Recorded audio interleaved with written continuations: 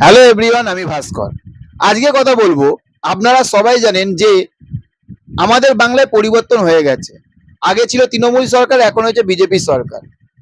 তৃণমূলের সাংসদ ছিল দেব, কিন্তু তৃণমূলে ভরাডুবি হওয়ার পরে দেবদা একটা কথা বলেছে যে সে অভিনয় জগতে সে মন দেবে, আবার ধামাকা থেকে ধামাকা লেভেলে 100 থেকে 100% সে অভিনয়ের দিকে মন দেবে।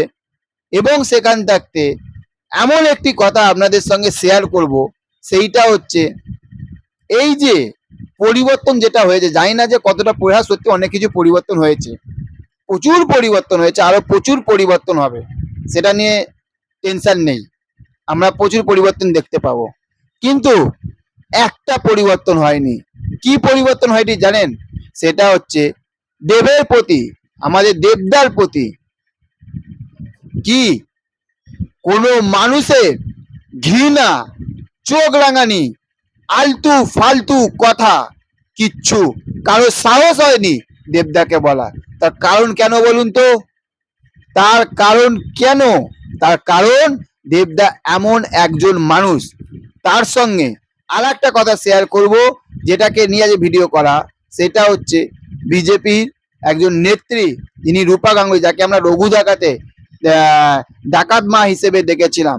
তার কাছে যখন মিডিয়া দেবদাকে নিয়ে যখন কোশ্চেন করলো, বলল, তখন তিনি বলল যে দেবদা একটা ভালো ছেলে এবং দেব সব কিছুর ঊর্ধ্বে, দেব সবাইকে নিয়ে কাজ করতে ভালোবাসে, আরো ইত্যাদি ইত্যাদি ইত্যাদি। তাহলে ভেবে দেখুন, বিপক্ষের পার্টি সেও কিন্তু দেবদাকে ভালোবাসে এবং দেবদা সেই জায়গা করে রেখেছে। আপনি ভেবে দেখুন, যেখানে আমাদের সেটা যে দলে ভারী হোক না কেন, মানুষ তো সেই দলের দিকে ছোটে, কিন্তু আমাদের দেবদা কিন্তু পুরোপুরি উল্টো। আমাদের দেবদা মিঠুনদার সঙ্গে কাজ করেছে, প্রজাপতি টু করেছে তো, হ্যাঁ কি না বলুন, করেছে। সেকেন্ড যেটা বললাম রঘু ডাকাত রূপা গাঙ্গুলি করেছে, হ্যাঁ কি না বলুন, করেছে। আচ্ছা, লাভ এক্সপ্রেস রুদ্রনীলের সঙ্গে করেছে কিনা, হ্যাঁ কিনা বলুন, করেছে। আরো অনেকের সঙ্গে করেছে। তাহলে বলুন তো।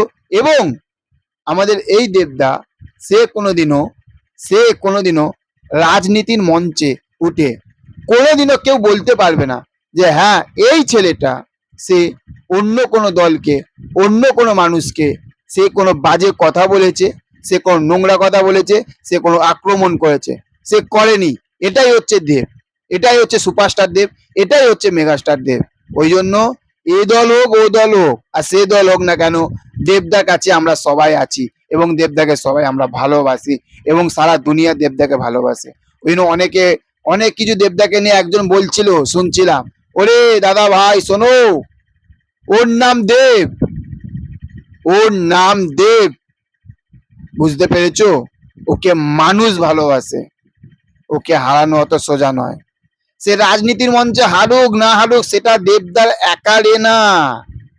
দেবদা যে দলে ছিল সেটা একার দল না দেবদার, কিন্তু দেবদাকে যে সিনেমা জগতে যে দেবদাকে ভালোবাসে, সেটা দেবদার একার।